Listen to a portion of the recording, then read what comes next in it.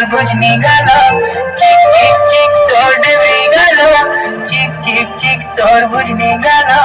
तते देखी हम रहलू पागल ए मोर बेला रे बेला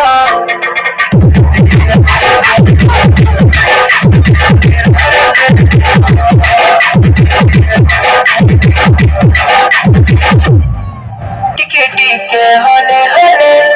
प्रेमनी सा चढ़ी गले राती झुमरा नहीं लागे और राती झुमरा नहीं लागे लुकी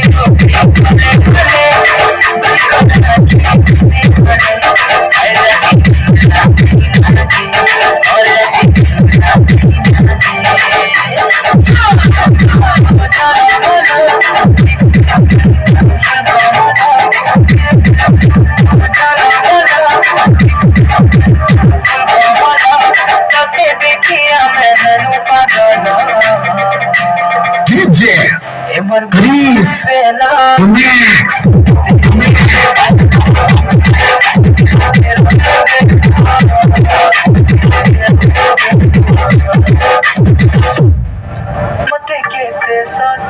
धन्यवाद।